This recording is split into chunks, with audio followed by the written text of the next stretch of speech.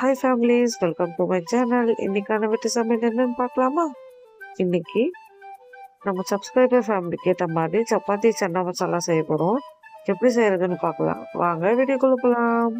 சப்பாத்தி சன்னா மசாலா செய்யறதுக்கு தேவையான இன்க்ரீடியன்ஸும் மசாலாவும் ஆட் பண்ணியிருக்கேன், நோட் பண்ணிக்கோங்க. இப்போ ஸ்டவ் ஆட் பண்ணிட்டு கடாய் வச்சு கடாய் சூடானதும் 50 ml எண்ணெய் ஊற்றிக்கோங்க. எண்ணெய் நல்லா சூடானதும் கொஞ்சமாக கருவேப்பிலை போட்டு வெட்டி வச்சிருந்த வெங்காயமும் சேர்த்து நல்லா எண்ணெயில் வதக்கிக்கலாம்.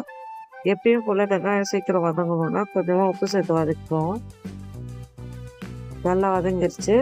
இப்போ 2 பச்சை மிளகா, 1 ஸ்பூன் இஞ்சி பூண்டு பேஸ்ட் சேர்த்து நல்லா வதக்கிக்கலாம். நல்லா வதங்கிடுச்சு, எண்ணெய் பிரிஞ்சு வர ஆரம்பிச்சு. இப்போ வெட்டி வச்சிருந்த தக்காளி சேர்த்து வதக்கிப்போம்.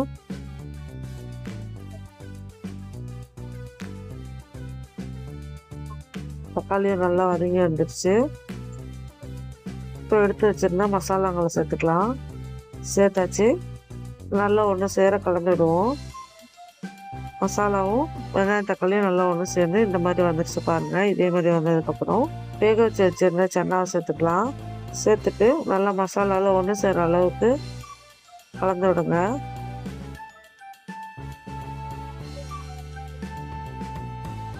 நல்லா கலந்து விட்டாச்சு. சன்னா வேக வச்சிருந்த தண்ணியை கொஞ்சமாக சேர்த்துப்போம். சேர்த்துட்டு நல்லா கலந்து விடுங்க. நான் எந்த அளவுக்கு கலந்து விட்டுருக்கணும் அந்த அளவுக்கு கலந்து விடுங்க. அப்போ தான் சன்னாலாம் நல்லா மசிஞ்சு இந்த மாதிரி வரும்.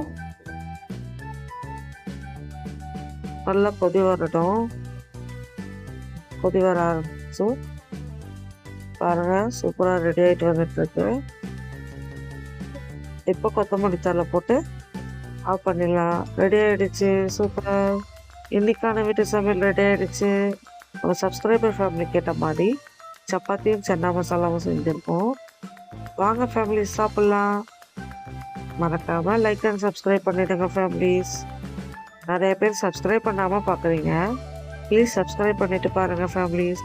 இப்போ தான் நான் போடுற ஒவ்வொரு டிஷ்ஷும் உடனடியாக உங்களுக்கு வந்து சேரும். தேங்க்யூ.